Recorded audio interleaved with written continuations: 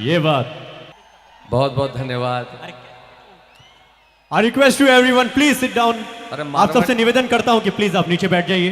अरे भाई मारवाड़ी में बोल तो हम जला आ रहा है भाई साहब, बैठोगे नहीं? मित्रों, मैं यकीन मानिए मेरी खुशी का कोई पार नहीं है। मैं आज आपके बीच में उपस्थित हूं। मैं स्वामी महेश्वरानंद जी दीवान साहब और आप लोगों का बहुत बहुत इस मंच पे उपस्थित तमाम महानुभाव, रायपुर और आसपास के तमाम मित्रगण, इन्होंने मुझे कहा कि मैं कुछ सुनाऊं, मैं कुछ बोलूं। मैं यहाँ आज सिर्फ सुनने आया हूँ, कुछ बोलने नहीं आया हूँ। और मैं धन्यवाद ज्ञापित करने आया हूँ दुर्गाराम जी को कि उन्होंने मुझे इस काबिल समझा कि यहाँ बुलाएं। इन्होंने इस बात की जानकारी दे दी कि मैं मारवाड़ का बेटा हूँ, लेकिन मैं आपको एक राज की बात बताना चाहता हूँ जो शायद किसी को पता नहीं होगी कि मैंने यहाँ आने के लिए हाँ क्यों किया। मैंने दुर्गाराम को भी बॉम्बे में बताया नहीं कि मैंने यहाँ आने के लिए हाँ क्यों किया। मैं बाला सती जी का भक्त हूँ, यहाँ तो आता ही हूँ। साल में जितनी बार मौका मिलता है मैं बाला सती माता के दर्शन करने आता हूँ, जितनी बार आना चाहे आता हूँ। लेकिन रायपुर आने के लिए मैं इस पवित्र भूमि के पास आ रहा हूँ, ये लिए मेरी बहुत बड़ी चीज़ है। लेकिन एक बहुत बड़ी बात जो आप किसी को पता नहीं है, दुर्गाराम को पता नहीं है, मैं इस गाँव में पढ़ा हूँ। क्या बात है, बहुत खूब, बहुत खूब। जोरदार से तालियां बजाइए और जोर से तालियां बजाइए। आज से 40 साल पहले जब मैं इतना सा था, जो बच्ची गाना गा रही थी, तब मैं इसी स्कूल में जो यहाँ रोड पे हुआ करती है, बस स्टैंड के थोड़ा सा आगे से स्कूल में पढ़ता था।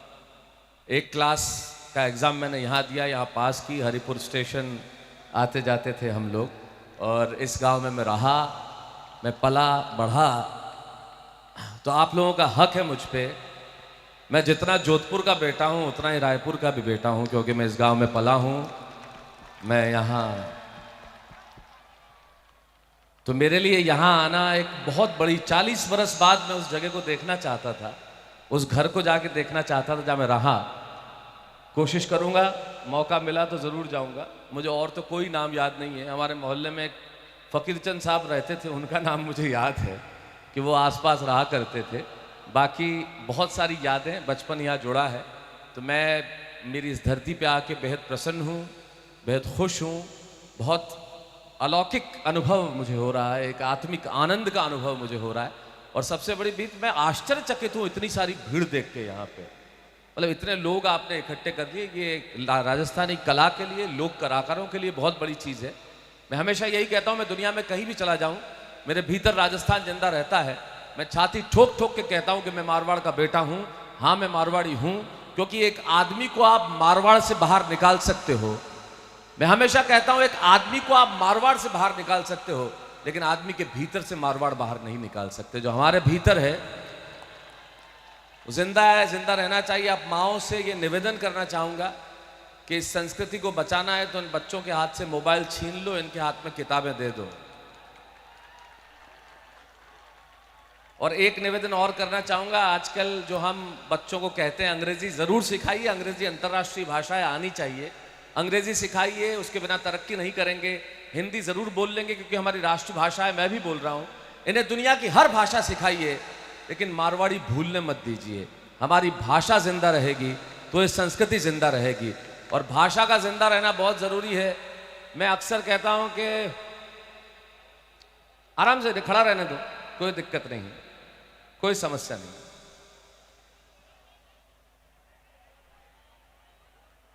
आराम से, कोई दिक्कत नहीं, अपने ही लोग हैं, कोई समस्या नहीं है।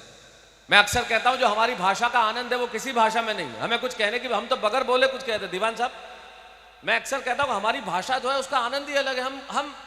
हम ना बोल के भी बहुत कुछ बोल लेते हैं। आप किसी से पूछो कि क्या तुमने खाना खा लिया दुर्गाराम, जैसे दुनिया के किसी भी व्यक्ति को तुम पूछो कि तुमने खाना खा लिया, तो एक लंबा चौड़ा सेंटेंस बोलेगा, नहीं अभी तो कार्यक्रम खत्म नहीं हुआ है, मैंने खाना नहीं खाया, मैं थोड़ी देर बाद खाना खाऊंगा। कोई अंग्रेजी जानने वाले से पूछ लो क्या तुमने खाना खा लिया, वो कहेगा no I haven't eaten food, I will eat now. हम मारवाड़ी से पूछो खाना खा लिया,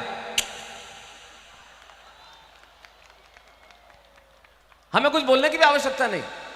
हमारी भाषा का सौंदर्य इतना है कि कुछ भी जरूरत नहीं है। हमारे यहाँ कोई बुजुर्ग लेट जाते हैं तो हम कहते हैं पौड़ना, पौड़ रही है। हम जोधपुर में कहते हैं पौड़ रिया है, तो हमारे कोई चाचा जी लेटे हुए थे, मैं कहा कैसा पौड़ दिया हो? अरे बोले पौड़ता तो जरे जरे थारे काकी सा जिंदा अबार तो पढ़िया। ये हमारी भाषा का सौंदर्य। हम दुनिया में कितने भी अंग्रेज क्यों ना हो जाए, मैं जानता हूं कई बार मैं जब बच्चों को पढ़ाता हूं, मोटिवेशन क्लास लेता हूं, तो मुझे कुछ कैलकुलेशन करना होता है, तो मैं लिखता हूं 15 multiplied by 3 is equal to 45। I speak 15 multiplied by 3 is equal to 45, लेकिन मन में वही होता है 15 कम 15 15 2 3 पैंताला चौका 8 पौन 75 झगड़ा 9 हथ पिछलोटी हंटी विया 9 पैंतिया डबलक 150। भीतर से भाषा जाती नहीं है और जानी चाहिए भी नहीं। भाषा को जिंदा रखिए, व्यक्ति को व्यक्ति से जोड़िए। मजहब, जाति, प्रदेश, भाषाएं जोड़ने का काम करती है, अलग नहीं करती। मारवाड़ हमारी माँ है, मारवाड़ हमारी माटी है, मारवाड़ी की गोद में हम पले बड़े हैं। एक बहुत छोटी सी कहानी मुझे याद आती है, जिससे मैं आप सबको, सब बच्चों को एक बहुत छोटी सी बात कहना चाहता हूँ। दूसरी क्लास थी, बहुत छोटी सी क्लास, टीचर पढ़ाने के लिए आए। उन्होंने छोटे छोटे बच्चों के हाथ में हिंदुस्तान का नक्शा दे दिया और कहा इस नक्शे को फाड़ दो। हर बच्चे ने नक्शे को फाड़ दिया। फिर टीचर कहने लगे जो इस नक्शे को सबसे पहले जोड़ देगा मैं उसे इनाम दूंगा। 10 सेकंड में एक बच्चे ने हाथ खड़ा कर दिया और कहा सर मैंने हिंदुस्तान के नक्शे को जोड़ दिया। टीचर बेहद प्रसन्न हुए, बोले बेटा तुमने कैसे किया?